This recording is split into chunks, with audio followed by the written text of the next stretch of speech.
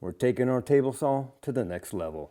We're going to get precision and repeatability like never before. Next. I'm Rick, and this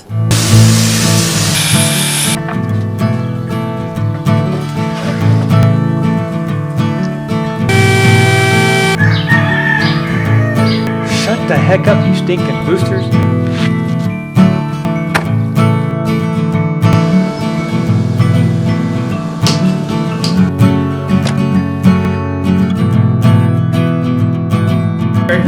For your sanity.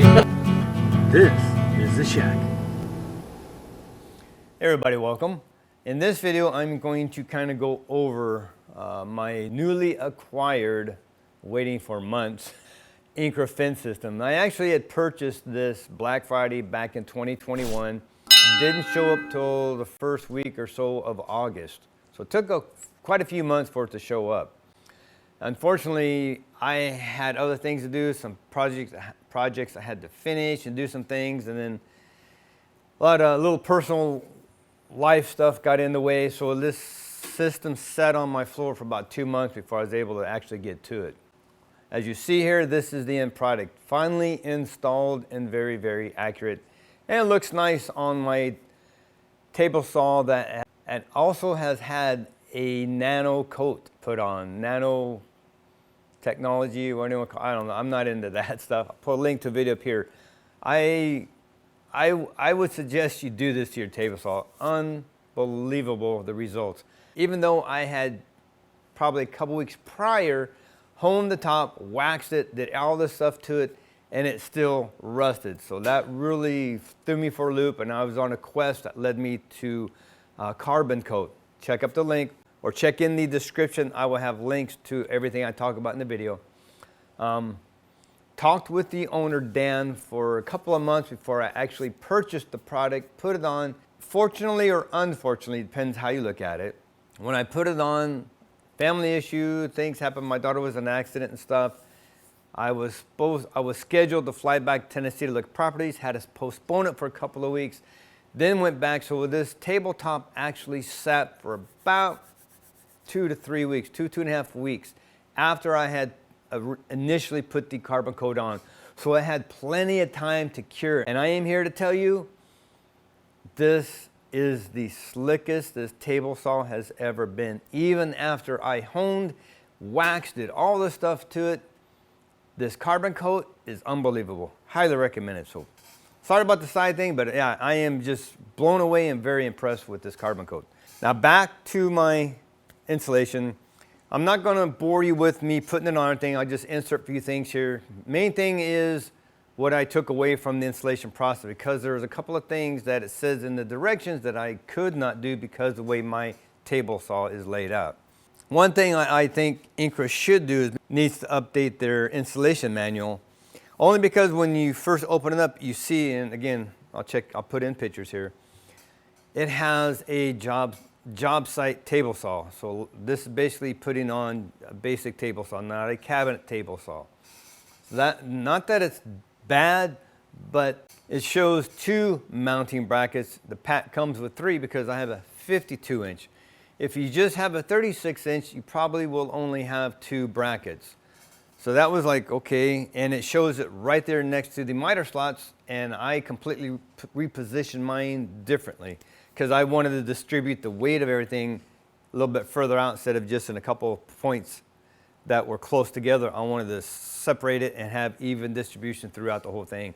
So I think it came out good the way I did it. So that was the first thing I observed. Everything else kind of goes pretty well as long as you read the directions. Putting the cross member supports on here to get the correct height, which I think all manufacturers need to come up with something like that that is very simplistic. You don't have to set it like I did the Harvey fence system. Set it, kind of do my fence, raise it, adjust it, get it to the point where I thought it should be, and then kind of readjust the fence itself. Putting this on, put the rails at the perfect height to begin with. Very, very simplistic. That's what I like about it.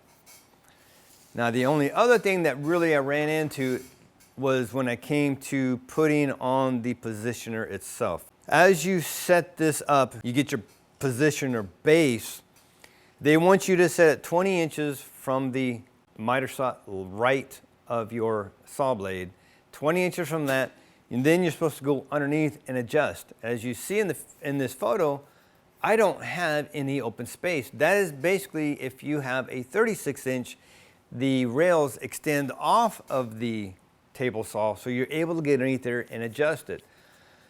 There was no way I could do that. There was no way I was going to disassemble my table saw, take these extension wings off just to do that. So what I did was this, and I'll insert my video.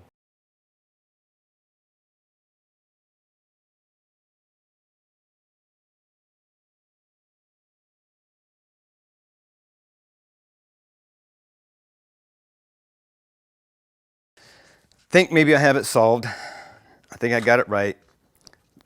Basically what I did, I lined up this end on that side, tightened it up, or loosened bolts underneath, tightened the clamp down, lined it up with the miter slot. I just held my square right there against the side of the miter slot, brought the fence over till it just touched, tightened this side down, then this side, and that kind of moves it one way to the other. Tapped it till I got this side looking good. When it was close, tightened that side down, unloosened this side, and now I'm adjusting this side, and I think I got it just where I need it to be. So I'm going to show you how it is. It actually brings it over, so I'm just going to tap it out of the way a little bit. So you don't see it's not right there. Whoops.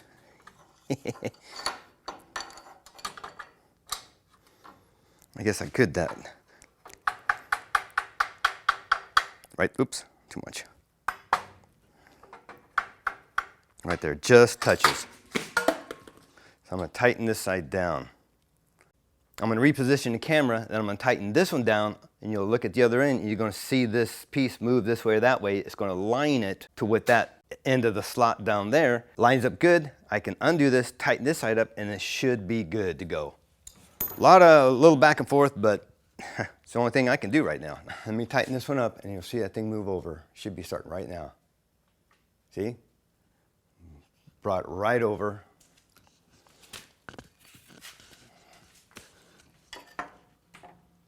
Perfect. Right there. So that I am happy with. I can tighten these up, and I think I can check this part off. I know others can figure out another way. That just worked for me. Once that was done, you slide it back to your final position, which is 37¼ inches. So since we're referencing off the right side of the blade, what I did was put a straight edge on the left side, measured it out 37¼ inches, added 1/8 of an inch, so it's 37 3/8 of an inch. Tightened it up there, and that's my final position. That way, when we bring our fence over to the blade, we're on the right side of the blade where we set it up where it just kisses the blade. That would be dead zero, and that's where this is referenced off of. So it's 37¼ from the right side of the blade over. Okay, done. With that hurdle figured out, you got your positioner base here, you slide the positioner in, and then you assemble the fence. The fence was actually pretty self-explanatory, very easy, not much there. Again, follow the directions, it's pretty well simplified. A little quick side note though, when you do put the saddles on, or the supports for the base, before you put the little plastic piece on underneath, I would suggest getting isopropyl alcohol or mineral spirits or something. Just wipe the base off or the supports off real good, just in case there's any oils or anything for production. Even though they're anodized, you just never know. You want to make sure that this adheres properly. So clean that off, as you saw I did here. I wiped them down real good, then applied the little plastic spacer, and that's basically just so this doesn't ride metal to metal. Not that this is going to be moved often, because where it's set is basically where it's going to stay, except when I need to move it back to get the extended capability out of it to do a 48-inch cut. On those occasions, not done often, but I need that capability. That's why I went 52-inch. So what I'm going to do now is I'm going to get this over. I'm going to use my calipers, another little anal thing I did to make sure I am dead on, at least very, very close. If I'm 1 or 2 thousandths of an inch off, I'm not going to worry about that. Believe me, we never got that precision in the cabinet shop. So reposition the camera. I'm going to show you how I got this set up. Make a couple of cuts, and that's going to be it with this. This is how I dialed this table saw in, and if I change the blade, I will recalibrate it just because all blades are not equal. So I'm going to make sure this is on for one. Make sure they're clean. I am at 0. So I'm going to reference off a couple of the carbide tips. They're not all the same. That's why you kind of got to get reference off a couple of them. 1118. This is 118. 119. 118. Keep it about 118. That's where I'm at now. What I'm going to do, I'm going to zero that out. Zero it out. So now we're at 0. I did the same thing with the Harvey fence, and I got very close, but the problem is you'll never get the repeatability as I get out of this. So I'm going to loosen this up, unlock it, slide that down, and I'm going to get it to 1 inch. My glasses. That's the only downfall is it's not bright over here. I got to figure something out I can see in here. So I'm at 1 inch there. It's not locked in. I can adjust it if need be. So we're going to see what kind of results I get. So I want to see at 1 inch, where am I at there? 1007, 7 thousandths of an inch. So let me unloosen this. 1, 2, 3. I'll do 3 thousandths. See if that'll bring it over a little bit. You just want to get close. 1004.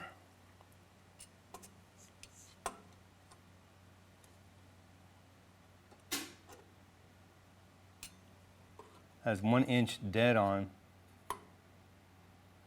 That is 1003.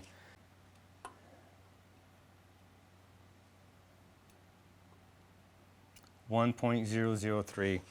So to me, that's pretty stinking accurate right there. That's pretty darn dead on. I can deal with 2 or 3 thousandths of an inch. That's not going to hurt nothing in the long run. So I'm going to reposition this. We're going to do a couple of cuts, and we're going to see just how precise we get. Well, this is by far not a very straight piece of wood. So what I want to do, I'm just going to cut a little edge off of this. Doesn't matter where it's at. I just want it there. Trim this piece where it's straight, flip it over, use that as a reference edge, and I'll set it at 2 inches, 3 inches. Hopefully I got enough to do what I want to do. Where'd my tape measure go? Let me just see here real quick. Ooh, I don't know if I'll get 10 out of it or not. It's gonna be really, really close. Let me see if I can get a little bit more out of this.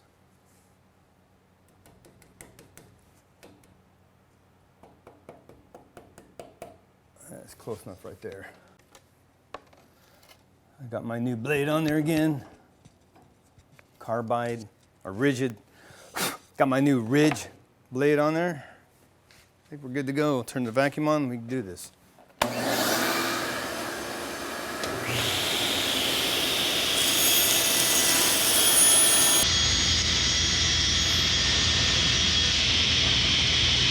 Okay, now we're going to set it at 2 inches.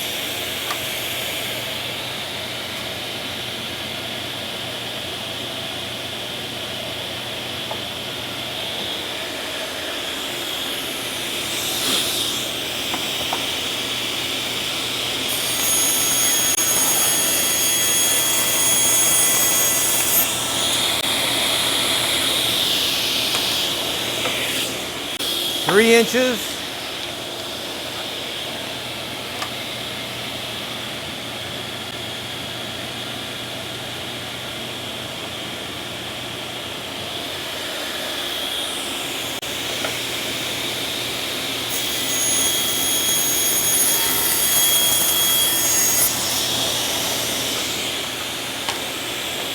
Yes, hopefully we can get 5 inches out of that.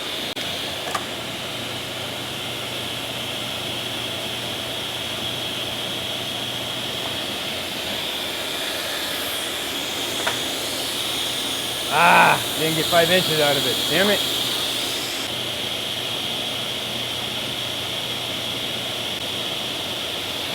Let's do 4.5 inches. And I'll cut the other one down to 1/2 inch. We'll just see how good we are.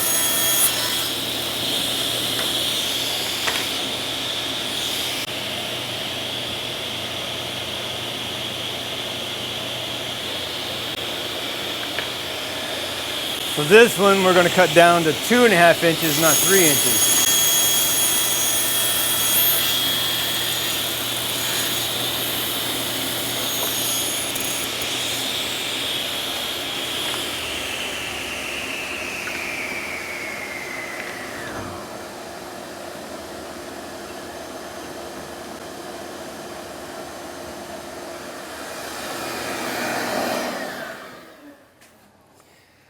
All right, let's just see how close they are. We're going to mic them just so we can tell.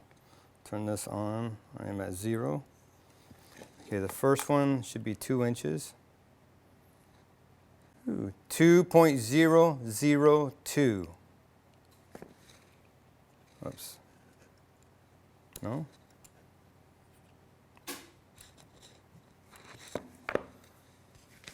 Two point 0.0001. Kind of bounces out. So that's pretty damn close.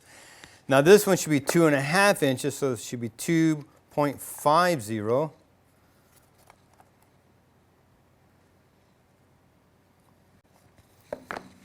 .502.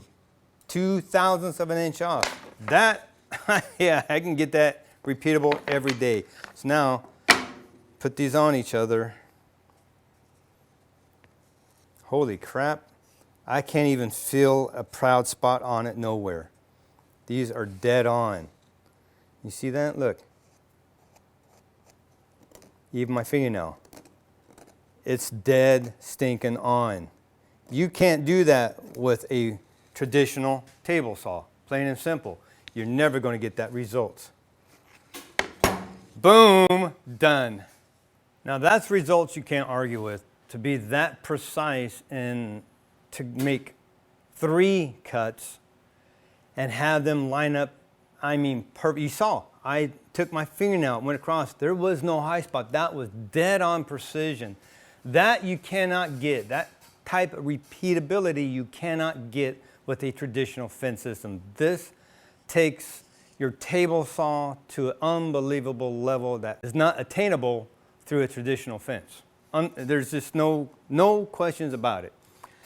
So this is complete, it's dialed in. Now there are a couple little side notes as far as the Harvey table saw is concerned.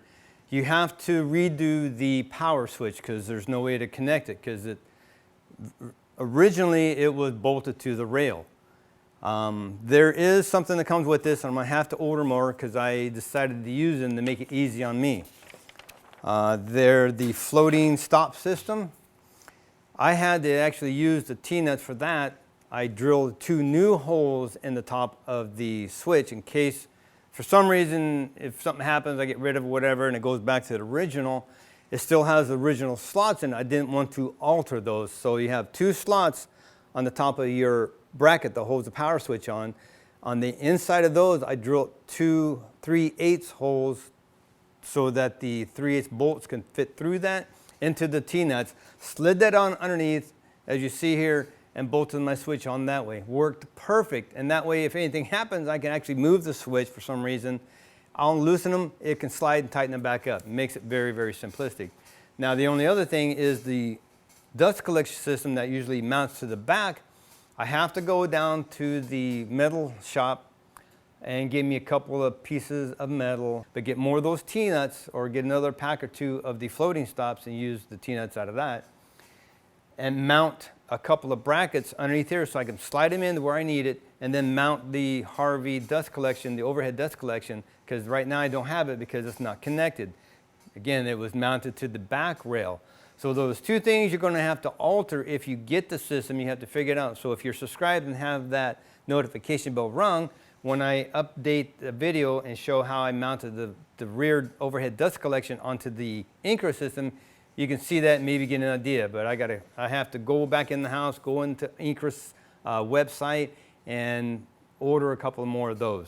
Those are the only two other things you have to consider. Otherwise, it's pretty well straightforward. Just a little bit of finagling as far as getting this base aligned to the miter slot, because we don't have accessibility from underneath, because we have a full, even if you have two phenolic pieces and one cast iron extension wing, you still have no opening here to be able to access it from underneath and tighten it up and get it aligned like you should.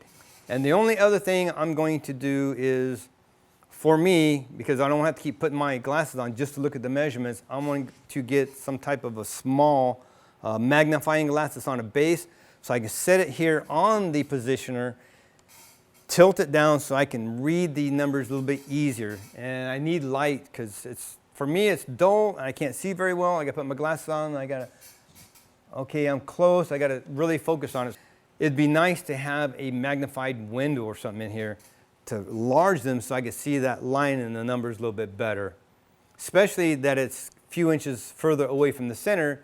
A smaller table saw top, 27.5 inches, is easier to look over and look at the number versus going out a couple inches more and you have to stretch a little bit to look over because you have a wider surface. Just some side notes, some observations. With that, we are done with this video. I can't wait to get some projects going. I actually cut another piece in between this real quick because I got something else I got to do, another machine I'm trying to learn. Yeah, it's very, very crazy in my life right now. So thank you so much for watching. Be blessed. Take back your shack. Build it for your sanity. Any table saw, job site, cabinet saw, doesn't matter. You put this Incra fence system on and you will take your table saw to a level completely unachievable by factory fences. Unbelievable. Well worth it if you want to get that precision out of your table saw. Thanks again for watching. We will see you next video.